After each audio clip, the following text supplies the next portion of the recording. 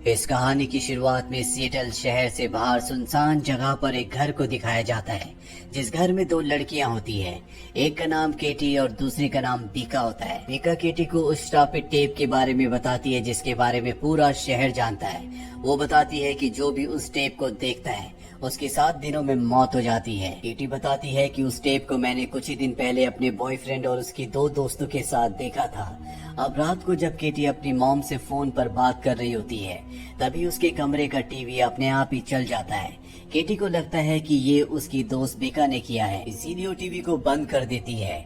लेकिन एक बार फिर से टीवी अपने आप ही ऑन हो जाता है और इस बार वो डर जाती है, इसीलिए वो टीवी के प्लग को निकाल देती है और अब उसे ऊपर से आवाज आना शुरू हो जाती है। वो धीरे धीरे सीढ़ियों से ऊपर जाती है। वो देखती है कि फर्श पर पानी है। वो कमरे का दरवाजा खोलती है और देखती है कि वहाँ पर भी टीवी ऑन है और तभी कोई केटी को मार देता है। उसकी मृत्यु हो जाती है। वहीं अब केटी के फ्यूनरल पर उसकी आंट भी आती है जिसका नाम रेचल है, जो कि एक जर्नलिस्ट है। वो केटी की मॉम से पूछती है कि उसकी अचानक मौत कैसे हो गई। केटी की मॉम बताती है कि उसकी मौत दिल की धड़कन बंद होने से हुई थी, यानी कि उसे हार्ट अटैक आया था और ऐसा 16 साल की लड़की के साथ होना नामुमकिन है। इसीलिए मैं चाहती हूँ कि तुम इस केस को इन्वेस्टिगेट करो। यहाँ पर रेचल को ये भी पता चलता है कि केटी की दोस्त बीका जो उसके साथ थी, उस रात के बाद वो पागल हो गई। रेचल को ये भी पता चलता है कि केटी ने एक वीडियो टेप देखा था, जिसे देखने के बाद उसे कॉल आया था और कहा था कि 7 दिनों में तुम्हारी मौत हो जाएगी। और उस वीडियो टेप को केटी के साथ उसके बॉयफ्रेंड और उसकी 2 दोस्तों ने भी देखा था। केटी का रात को ठीक 10 बजे खून हुआ था और उसी रात को 10 बजे केटी के बॉयफ्रेंड और उसकी 2 दोस्तों का भी खून हो गया था, जिन सब ने उस वीडियो टेप को देखा था। और अब रेचल किसी भी तरह से उस वीडियो टेप तक पहुंचना चाहती है, इसीलिए रेचल उस जगह जाती है जहां पर केटी, उसके बॉयफ्रेंड और उसके दोस्तों ने उस श्रापित टेप को देखा था। इस जगह का नाम होता है शेल्टर माउंटेन। केटी अपने दोस्तों के साथ केबिन नंबर 12 में रुकी थी और जब वो उस जगह जाती है तो वहाँ पर रेचल को श्रापित वीडियो टेप मिल जाता है। वो टीवी पर उस वीडियो टेप को देखती है जिसमें बहुत ही डिस्टर्बिंग वीडियोस होते हैं और जब वो उस पूरे वीडियो टेप को देख लेती है तो वहाँ पर जो फोन होता है उसकी घंटी बजती है और जब रेचल फोन उठाती है तो दूसरी तरफ से आवाज आती है 7 दिन। रेचल को कुछ भी समझ नहीं आता और यहाँ से वो सीधा अपने एक्स बॉयफ्रेंड के पास जाती है जिसका नाम क्ले है। दरअसल रेचल का एक बेटा भी है जिसका पिता क्ले है। अब वो क्ले के साथ सारी बातें शेयर करती है कि किस तरह से उसने वीडियो टेप देखा, उसे कॉल आया और वो साथ ही ये भी बताती है कि वीडियो टेप देखने के बाद जब उसने अपनी फोटोज खींची तो वो बिल्कुल भी साफ नहीं आई, उसकी इमेजेस पूरी तरह से ब्लर है। लेकिन क्ले उसकी बातों को ज्यादा सीरियस नहीं लेता। अब एक बार फिर से वो वीडियो टेप को चलाती है और क्ले को भी दिखाती है और जैसे वीडियो टेप खत्म होता है यहाँ पर फोन की घंटी बजती है, लेकिन इस बार रेचल फोन रिसीव नहीं करती। क्ले रेचल से कहता है कि मुझे इस वीडियो टेप की एक कॉपी चाहिए। रेचल उसे एक डुप्लीकेट कॉपी बनाकर दे देती है और इसके बाद वो इस टेप को इन्वेस्टिगेशन करना शुरू करता है। वो देखता है कि इसकी जो टाइमिंग होती है वो आगे पीछे हो रही होती है और जब वो ध्यान से देखता है तो उसे पता चलता है कि इस टेप को किसी भी कैमरे से शूट नहीं किया गया। वो ये सारी बातें रेचल को बताता है। अब यहाँ पर रेचल ने जब से इस वीडियो टेप को देखा होता है तो उसे अपने आसपास बहुत अजीब महसूस हो रहा होता है। उसे हमेशा ऐसा लगता है कि जैसे उसके आसपास कोई है।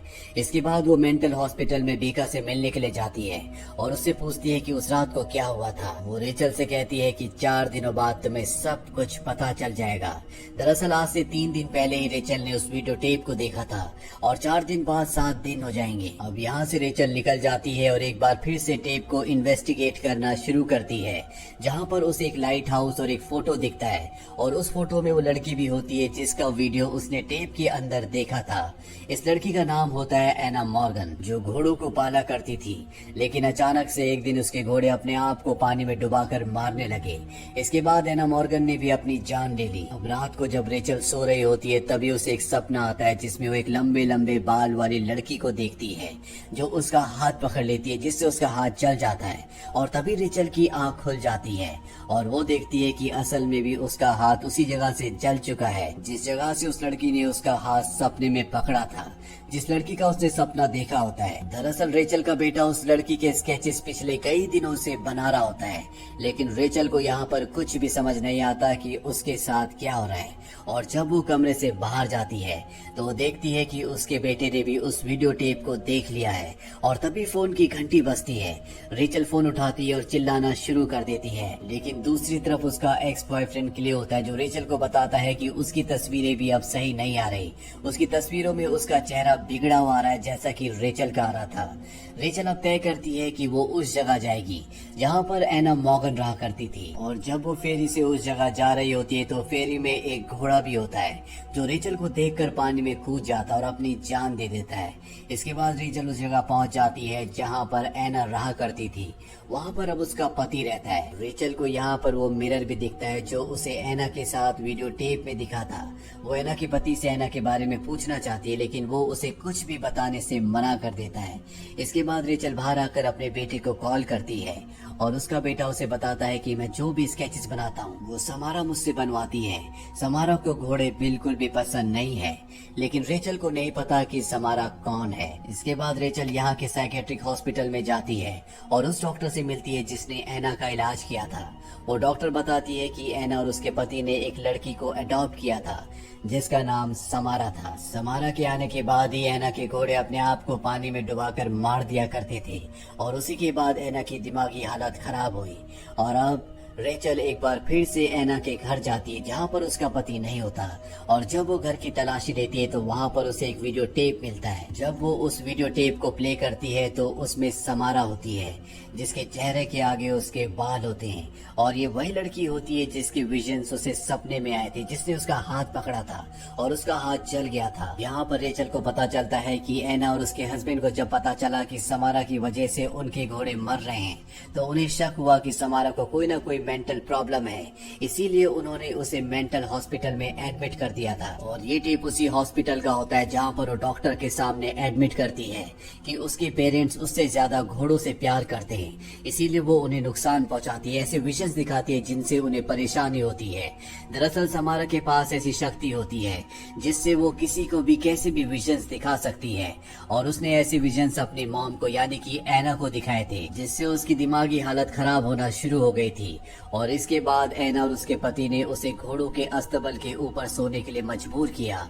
घोड़ों की आवाज से परेशान हुआ करती थी, इसीलिए उसे घोड़ों से नफरत हो गई और उसने अपनी दिमागी शक्ति से घोड़ों को खुद अपनी जान लेने पर मजबूर कर दिया। और अब उसे समझ में आ चुका है कि समारा क्यों घोड़ों से नफरत किया करती थी। तभी यहाँ पर एना का हस्बैंड आ जाता है जो पीछे से रेचल पर हमला करता है और टीवी को उठाकर वॉशरूम में ले जाता है जहाँ पर वो देखता है कि बाथटब पूरी तरह से भरा हुआ है। वो रेचल से कहता है कि तुम्हें उसकी आवाजें सुनाई देती है, इसका मतलब ये है कि वो अब भी जिंदा है। वो दिन रात कभी भी नहीं सोती और अब उससे कोई नहीं बच सकता। रेचल कहती है कि मैं अपने बच्चे को बचाना चाहती हूँ, नहीं तो मारा जाएगा। एना का हस्बैंड कहता है कि अब उसे कोई नहीं बचा सकता और इसके बाद वो खुद अपनी जान ले लेता है।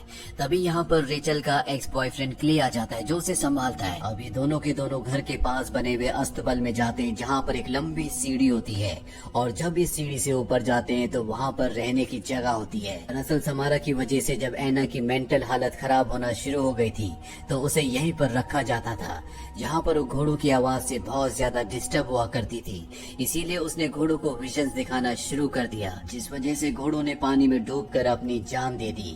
अब यहाँ पर इन्हें दीवार पर एक वॉलपेपर दिखता है और जब ये उस वॉलपेपर को हटाते हैं तो वहाँ पर एक जले हुए पेड़ की तस्वीर बनी हुई होती है और इस पेड़ को रेचल ने शेल्टर माउंटेन के पास देखा होता है जहाँ से उसे श्रापित टेप मिला था।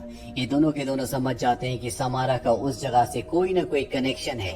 ये दोनों के दोनों शेल्टर माउंटेन पहुंच जाते हैं जहाँ पर ये केबिन नंबर 12 के अंदर जाते हैं जहाँ पर वो कैसेट मिला था। और आज रेचल का 7वां दिन होता है यानी कि आज उसकी मौत का दिन है। इस बात से उसका एक्स बॉयफ्रेंड क्ले बहुत परेशान होता है। वो चीजों को उठाकर फेंकना शुरू कर देता है। यहाँ पर कुछ मार्बल्स भी होते हैं जो फ्लोर पर गिर जाते हैं और सब के सब मार्बल्स एक जगह इकट्ठे हो जाते हैं। ये समझ जाते हैं कि यहाँ फ्लोर के नीचे कुछ न कुछ जरूर है। वो लकड़ी के उस फ्लोर को कुल्हाड़ी से काट देता है और देखता है कि नीचे एक कुआं है और तभी रूम में अपने आप ही चीजें इधर उधर होना शुरू हो जाती है, जिस वजह से रेचल कुएं के अंदर गिर जाती है और इसके बाद ढक्कन अपने आप ही बंद हो जाता है और तभी पानी के नीचे से एक हाथ निकलता है जो रेचल का हाथ पकड़ लेता है और यहाँ पर रेचल को समारा के विजन्स आते हैं, जहाँ पर समारा इसी कुएं के पास खड़ी होती है और तभी पीछे से ऐना आती है। वो उसे इस कुएं में धकेल कर ऊपर से ढक्कन बंद कर देती है। समारा कुएं में गिरने के बाद भी मरी नहीं थी, वो जिंदा थी। अगले 7 दिनों तक वो इसी कुएं के अंदर फंसी रही, जिसके बाद उसकी मृत्यु हो गई। और ये सब देखने के बाद वो देखती है कि वहाँ पर समारा की बॉडी है। वो उसे अपनी गोद में उठा लेती है और ये उसका कंकाल होता है। और अब यहाँ पर रेचल की बॉडी में जितने भी निशान थे वो अपने आप ही गायब हो जाते हैं, यानी कि वो 7 दिन के श्राप से मुक्त हो गए। तभी उसे क्ले बताता है कि तुम्हारे 7 दिन अब पूरे हो चुके हैं, तुम अब भी जिंदा हो। अब यहाँ पर अथॉरिटीज आ जाती है जो रेचल को नीचे से ऊपर ले आते हैं, जिसके बाद समारा की डेड बॉडी को पूरे रीति रिवाजों के साथ दफना दिया जाता है ताकि उसकी आत्मा को मुक्ति मिल जाए और कभी कोई इस श्राप से ना मरे। अगले दिन रेचल को दिखाया जाता है जो अपने बेटे के साथ लेटी होती है और वो उसे बताती है कि उसने समारा की मदद की। अब कोई भी उस श्राप से श्रापित नहीं होगा। रेचल का बेटा कहता है कि आपको ऐसा नहीं करना चाहिए था, उसे आपकी मदद की कोई भी जरूरत नहीं थी। वो ना कभी सोती है और ना ही कभी रुकेगी।